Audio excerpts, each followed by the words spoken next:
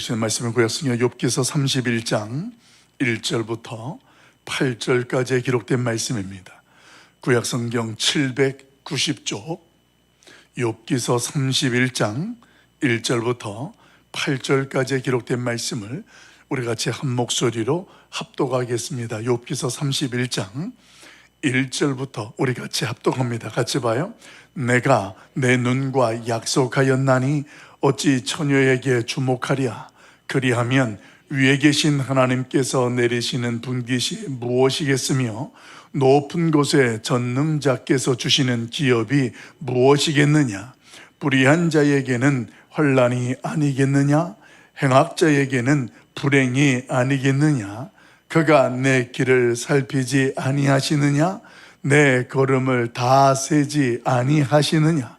만일 내가 허위와 함께 동행하고 내 발이 속임수에 빨랐다면 하나님께서 나를 공평한 저울에 달아보시고 그가 나의 온전함을 아시기를 바라노라.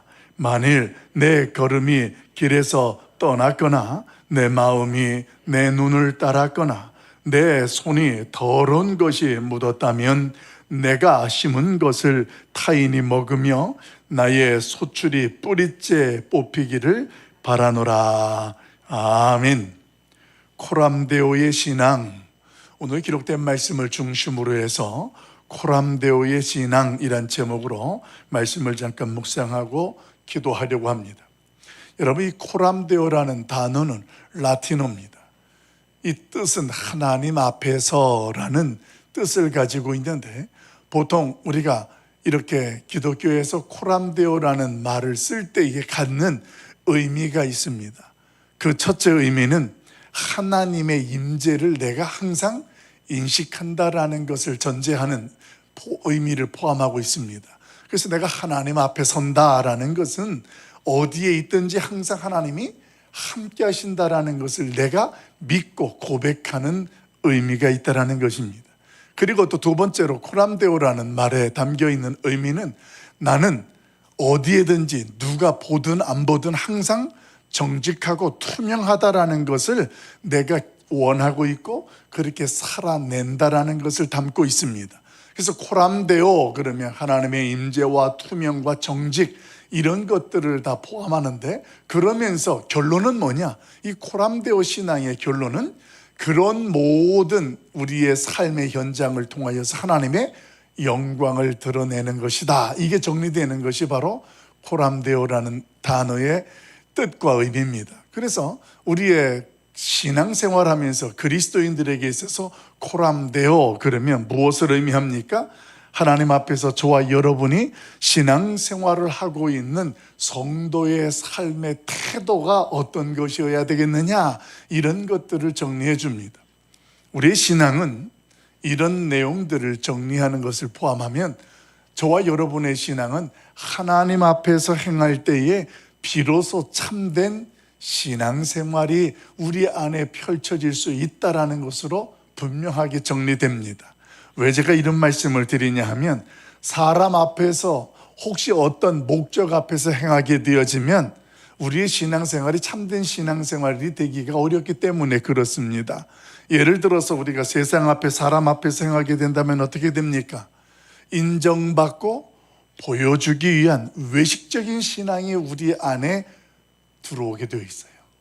어떻게 내가 다른 사람 앞에 하면 잘 보여지고 인정받을 수 있을까는, 예수님 당시에 우리 바리새인들이 대부분 그랬잖아요. 어떻게 하면 내가 모든 사람들 앞에서 존경받고 인정받는 신앙생활을 할 수 있을까? 그래서 뭘 하나 하더라도 굉장히 그것을 티를 내고 다른 사람들이 알 수 있도록 그렇게 하는 모습들, 이런 모습들이 사람 앞에, 세상 앞에 하게 되어지는 외식적인 신앙생활이 그들의 모습이었습니다. 그리고 두 번째로 사람 앞에, 세상 앞에서 하게 되어지면 우리의 신앙의 기준이 어떻게 될까요? 하나님의 말씀이 아니라 사람의 시선이 되어져요. 그 사람의 시선에 의해서 저 사람 신앙 참 좋다, 이렇게 어떤 신앙들이 평가되어지고 인정되어지게 되므로 우리의 모든 신앙생활 가운데 인간의 수준과 그리고 입맛에 맞는 대로 그 신앙생활이 펼쳐집니다. 내가 다른 사람들이 보기에 좋고 내가 좋은 대로 신앙생활이 선택되어지고 펼쳐지는 거예요. 그렇게 되어지는 모습 속에 저와 여러분이 분명하게 인간들은 이미 타락한 존재이기 때문에 익숙해질 수밖에 없는 거예요. 그래서 성경에도 있잖아요. 좀 더 자자, 좀 더 눕자 이렇게 하다가 보면 게으름의 자리에서 일어날 수가 없는 거예요. 처음에 한 번은 좀 더라는 개념이 되는데 조금 지나면 당연한 것이 되는 거예요. 그래서 한 번 그 어떤 것에 대하여서 용납한다라는 것은 두 번도 가능하고 세 번도 가능해요. 근데 이런 것들을 어떤 기준선에서 잡아줄 수 있는 것이 어떤 게 있느냐면 하나님의 앞에서라는 나의 신앙생활의 태도는 누가 보든 안 보든 사람들이 뭐라고 평가하든 안 하든 이런 모습 속에 나의 수준과 입맛이 아니라 하나님의 뜻과 그 하나님의 말씀에 근거해서 신앙생활이 펼쳐지게 되는 거예요. 그리고 마지막 세 번째는 타인에게 보여지고 드러난 것만 우리가 알 수 있기 때문에 어떤 경우 내가 은밀하게 감추고 그리고 행했던 것들이 우리 성도들이 가지고 누려야 할 거룩에 대하여서 오늘 그 거룩한 것들을 자꾸 방해하고 무너뜨리게 된다는 것입니다. 어떤 사람들은 교회에서는 굉장히 거룩하고 아주 모범적인 성도의 모습인 것 같습니다. 그런데 교회를 떠나고 내가 어디 일터에 있던 다른 데 있을 때에는 누가 내가 교회 다니는 것을, 내가 교회에서 어떤 직분자라는 것을 혹여라도 알게 되면 제한되게 될까 봐 그런 것들 때문에 굉장히 신경 쓰게 되어지는 것. 우리는 보여지고 그리고 드러난 것들에 대해서는 누군가에게 이미 오픈되었다라는 개념 안에서 본인 스스로가 조심하려고 합니다. 그런데 그렇지 않은 것들에 대해서는 우리의 모습들이 조금 제한적이거나 이기적이다라는 것을 인정할 수밖에 없습니다. 여러분, 제가 이런 말씀을 드리는 이유가 31장에 소개되어지는 욥의 그 고백과 내용들을 보면 그에게 있어서 이 신앙이라는 것이 행위뿐만이 아니라 그의 마음과 생각까지도 오늘 하나님 앞에서 내가 죄를 짓지 않겠다라는 고백. 왜냐? 하나님은 모든 것들을 항상 알고 보고 계시기 때문이다라는 것을 오늘 욥은 그것을 가지고 오늘 고백하고 있는 내용이 31장이에요. 우리 1절부터 4절까지 있는 내용을 한 번 더 그 개념을 가지고 살펴보십시다. 같이 봅니다. 같이 봐요. 시작.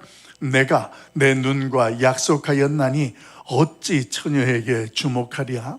그리하면 위에 계신 하나님께서 내리시는 분깃이 무엇이겠으며 높은 곳에 전능자께서 주시는 기업이 무엇이겠느냐.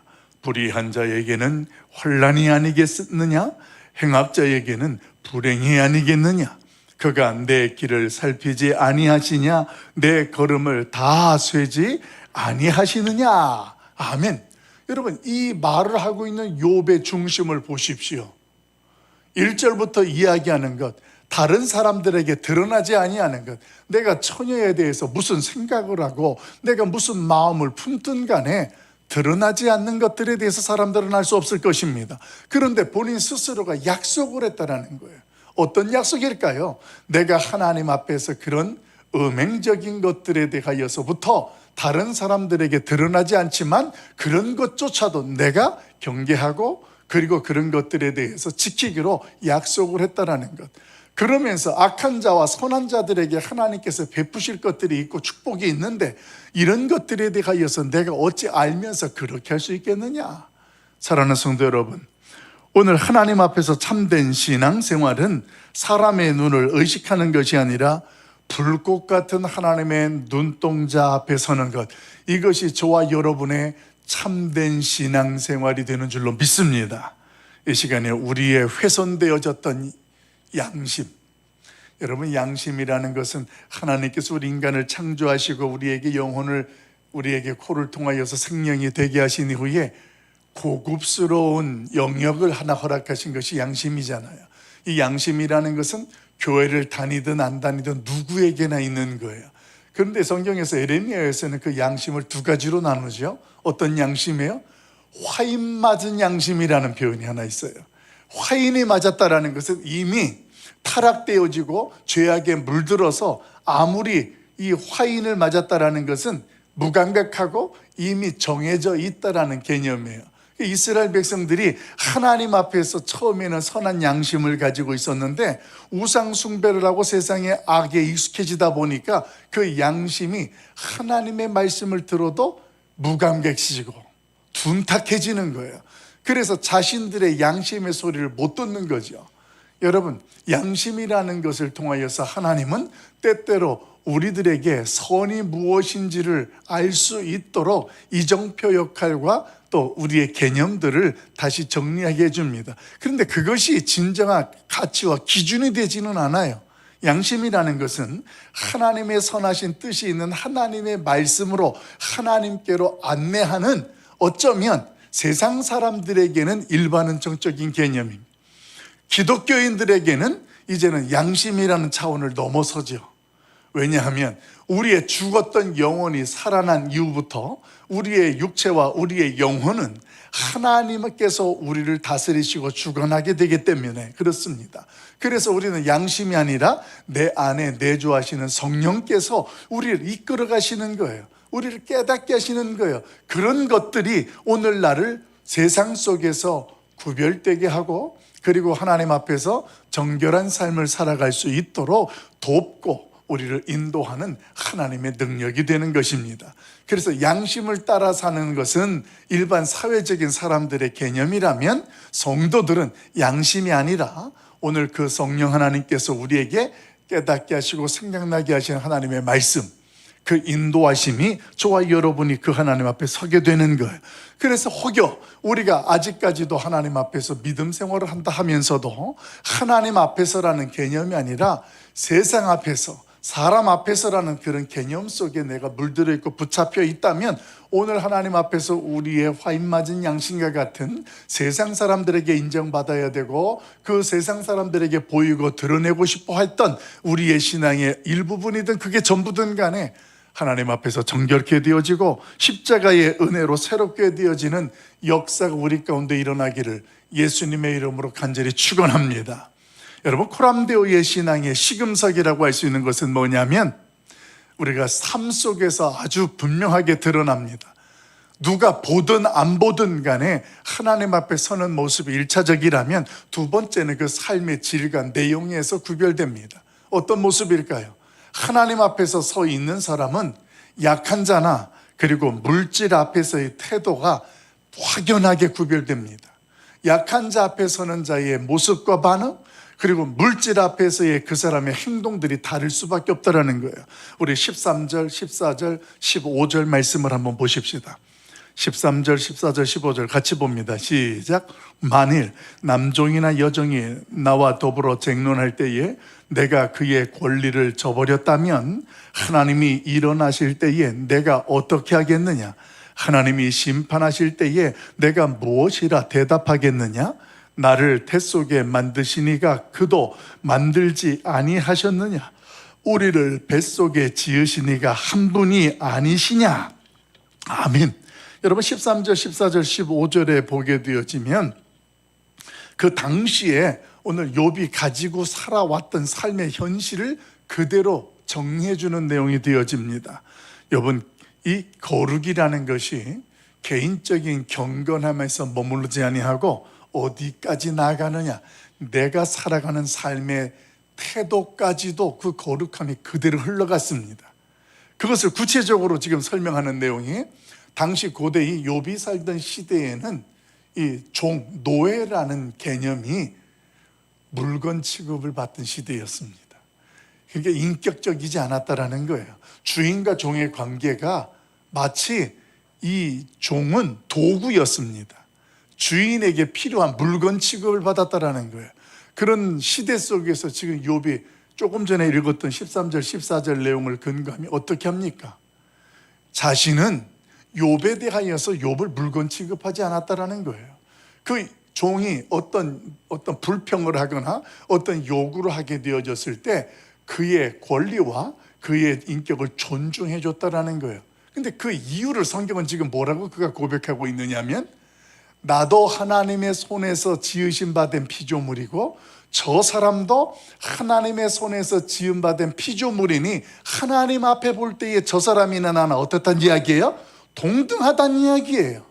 이게 하나님 앞에서 욥이 가지고 있었던 개념이었습니다. 그러니까 약한 자, 하대할 수 있는 그런 존재, 보잘것없는 존재이지만 그런 사람 앞에서도 오늘 욥의 모습은 하나님 앞에서 그의 사람을 동등하게, 나나 저 사람이나 하나님의 손에 창조되어진 동일한 피조물이라는 개념을 분명하게 알았기 때문에 오늘 종들을 대하는 모습이 당시의 흐름 속에서도 전혀 다른 모습이었다라는 것입니다. 사랑하는 성도 여러분, 이 모습이 오늘 복음이 만들어내는 기독교의 정의입니다. 세상 통념 속에서는 이렇게 하는 것이 옳고 당연한 것이지만 하나님의 말씀과 신앙에서 봤을 때 이게 아니라면 내가 그것에 대하여서 그 모습으로 서는 것, 이게 정의예요. 사회적 정의와 기독교 정의가 나뉘어지는 것 같지만 기독교 정의 안에 사회적 정의가 포함이 되어지는 거예요. 근데 이 사회적 정의는 이기적인 거고 이 기독교 정의는 온 세상을 하나님 앞에서라는 하나님의 관점에서 보아지는 것입니다. 그래서 여러분, 저와 여러분들이 이 세상을 살아가면서 이 복음이 만들어지는 정의, 기독교 정의를 가지고 세상을 살아가잖아요. 그럼 세상에 정의롭게 살던 사람들이 기독교인들을 보고 뭐라고 표현할까요? 교회를 다니니까 다르긴 하네, 이렇게 표현하는 거예요. 왜냐하면 그들은 그걸 알면서도 그게 옳은 것에 대하여서도 알지도 못하고 분별하지도 못하면서 자기가 최선을 다하고 있다고 생각하기 때문에 그 기독교인들의 정의에 대해서 존중할 수밖에 없고 다르다라고 인정할 수밖에 없다라는 것입니다. 사랑하는 성도 여러분, 오늘 하나님 앞에서 당시에 욥은 부자였습니다. 우리가 아는 것처럼 당대의 굉장한 부자라고 선언하고 시작했잖아요.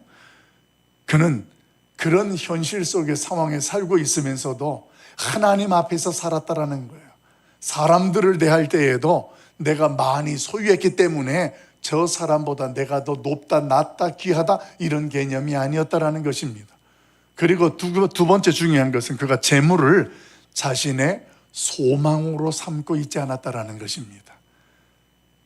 우리가 설교를 기억하면 나의 피난처로 인식하지 않았다라는 거예요. 나의 노후가 준비되는 것으로 인식하는 사람들로 속하지 않았다라는 것입니다.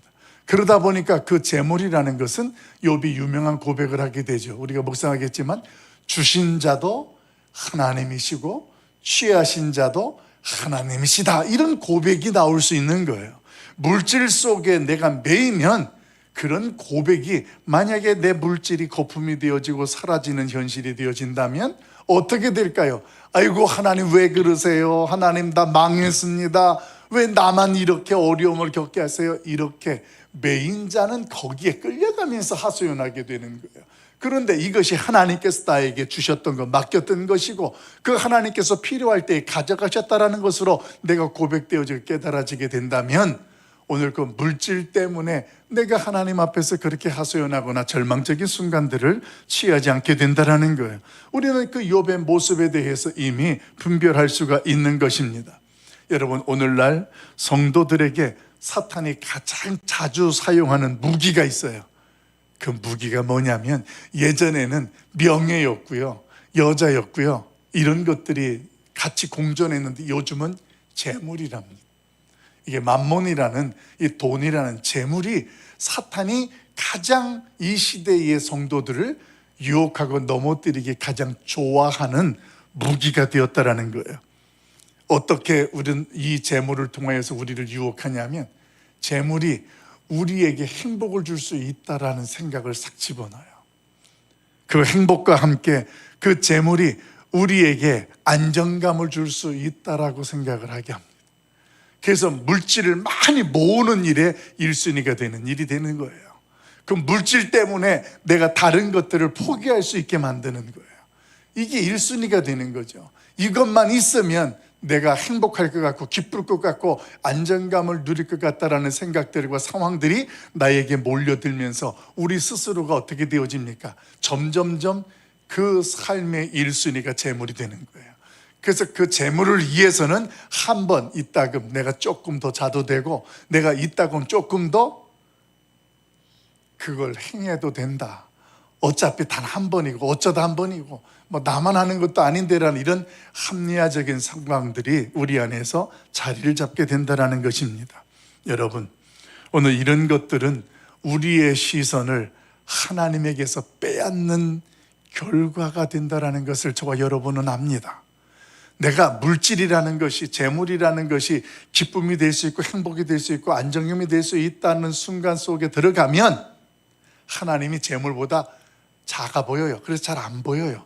안 느껴진다는 거예요. 이게 눈앞에 임원하게 보이는 거예요. 이걸 위해서라면 나는 이렇게도 할 수 있다라는 것까지 갈 수 있는 오늘 그런 모습이 되는 거예요. 그래서 우리의 시선이 하나님에게서부터 가려지게 되어지고 빼앗김을 당하게 되어지는 결과가 된다라는 것입니다. 그래서 이런 모습 속에 이어지는 것이 이제 우리의 모습 속에서 아무도 모르게 내가 감추게 되어지는 죄들이 생각이 듭니다. 이게 그 다음에서 연결되어지는 거예요. 하나님이 모르실 거야 라고 착각하는 거예요. 안 보이니까. 내가 하나님이 안 보이면 하나님도 모르실 거라고 생각을 하고 내가 감춰요. 내 속에서만 나만 알고 있으면 되는 것이고 들키지 않으면 되는 것이다라는 착각 속에서 내가 살게 된다라는 것입니다. 그런데 오늘 욥은요, 드러나지 아니하고 감추지 아니하고 보이지 아니했던 것, 이 모든 것까지도 하나님의 공평한 저울 앞에 내려놓고 그 하나님의 이름을 부르고 있다는 거예요. 여러분, 이 새벽 우리 안에 나도 모르게 감추었던 죄악들, 그 하나님의 공평한 저울 앞에 나를 내려놓고 그 하나님의 긍휼을 구하는 시간이 되길 예수님의 이름으로 축원합니다. 우리 33절, 34절 말씀 한번 읽어볼까요? 33절, 34절 같이 봅니다. 시작. 내가 언제 다른 사람처럼 내 악행을 숨긴 일이 있거나 나의 죄악을 나의 품에 감추었으며 내가 언제 큰 무리와 여러 종족의 수모가 두려워서 대문 밖으로 나가지 못하고 잠잠하였던가. 아멘. 지금 욥이 지난날 자신의 모습에 대하여서 하나님 앞에서 내가 어떻게 살았고 그 하나님은 이미 나의 모든 것을 다 알고 있다라는 것을 지금 스스로 그렇게 이야기하고 고백하고 있다라는 것입니다. 이런 내용이 왜 우리 인간들에게 있어서 밀접하냐면 창세기 3장에 아담과 하와가 선악과를 따먹은 이후에 그 아담에서부터 생겨난 것이 그 아담의 후손으로 이 땅에 인간의 모습으로 서 있는 저와 여러분들이 이미 전적으로 타락한 존재이고 그 아담의 속성이 우리 안에 있기 때문에 그렇습니다. 어떻습니까? 창세기 3장에 보게 되어지면 아담이 죄를 짓고 하나님의 언약을 깨뜨리고 선악과를 따먹은 다음에 어떻게 되어져요? 그가 그것을 감춥니다. 무화과 나무 잎으로 부끄러움을 감추고 나무 뒤에 숨습니다. 하나님 앞에서 숨었다라는 거예요. 이게 죄를 지었기 때문에 하나님 앞에서 당연히 떳떳하게 서지 못하게 되어졌다라는 거예요. 여러분, 오늘 아담은 본인 스스로 이렇게 노력을 해봤습니다. 가리기도 해보고 숨기도 해봤습니다. 그런데 죄라는 것은 말이에요, 우리가 감출 수 있는 것이 아니고 해결할 수 있는 문제가 되지 못해요. 이건 저와 여러분도 이미 알아요. 그래서 성경에서 그 문제를 해결하기 위해서 독생자 예수 그리스도를 이 땅에 보내셔서 십자가에서 그 대가를 지불하게 하신 이유가 거기에 있습니다. 여러분, 오늘 내가 감추고 내가 아직까지 들추지 않았던 것들이 있다고 해서 여러분들이 그게 무사하거나 좋은 것이 아니잖아요. 하나님은 이미 다 우리의 안고 일어섬과 나가고 들어오는 것들을, 모든 것들을 다 알고 계신 분이 하나님이시다. 오늘 그 하나님 앞에서 우리가 우리의 노력으로 그 어떤 것들을 감추었던 것들 이제는 드러내고 내어놓고 나의 은밀한 죄를 용서하시고 끊어달라고 기도할 수 있기를 간절히 소망합니다. 돈을 우상으로 삼았던 우리의 탐욕을 하나님 앞에 회개하고 이제는 내가 다른 사람을 위해서 나눌 수 있고 베풀 수 있는 이웃사랑의 시작도 우리 가운데에 일어날 수 있도록 하나님 앞에 기도도 하시고 그 자리에 설 수 있기를 예수님의 이름으로 간절히 축원합니다. 누구 때문이 아니고 누구를 위해서도 아닙니다. 하나님 앞에 있기 때문에 그렇습니다. 기도하겠습니다. 사랑 많으신 아버지 하나님, 오늘도 이런 새벽에 우리를 깨워주시고 이 새벽 우리를 불러주셔서 내가 하나님 앞에서 하나님의 자녀여 구원받은 자로 이 세상 속에서 어떠한 태도로 살아야 되는지를 욥의 고백을 통하여 깨닫게 하시니 감사합니다. 우리의 마음과 생각은 하나님의 뜻을 알고 그 마음도 있지만 이것이 오늘 내 삶의 구석 현장에서 드러나지 못하고 흘러가지 못하는 연약함을 긍휼히 여겨 주시옵소서. 작은 것 하나라도 이제 하나님 앞에서 하나님의 임재가 있고 그 하나님께서 나를 다 보시고 알고 계시기에 투명하고 정직한 마음과 생각으로 그 하나님의 영광을 드러내는 하나님의 사람들 우리가 될 수 있도록 은혜를 더하여 주시옵소서. 더 이상 사람의 시선에 머물지 않게 하시고 인간의 수준과 입맛에 맞는 신앙생활이 아니라 오늘도 성령께서 나에게 말씀하시고 그 하나님이 기뻐하시고 원하신 것이 무엇인지를 분별한 대로 오늘도 하나님 앞에 엎드리고 그 하나님 앞에 인도함을 받고 오늘도 그 하나님 앞에서 나의 경건이 개인의 경건이 아니라 삶의 현장으로 내가 있는 그곳에서 누군가에게도 그리스도인의 사랑이 그리스도인의 정의가 무엇인지가 분명히 드러날 수 있고 하나님의 영광이 될 수 있도록 우리를 사용하여 주시옵소서. 아담처럼 우리는 감추려고 하고 덮으려고 하는 숨으려고 하는 우리의 속성이 있음을 고백합니다. 하나님, 아무리 해도 우리의 노력으로는 해결할 수 없다라는 것을 압니다. 이 새벽 하나님 앞에 기도합니다.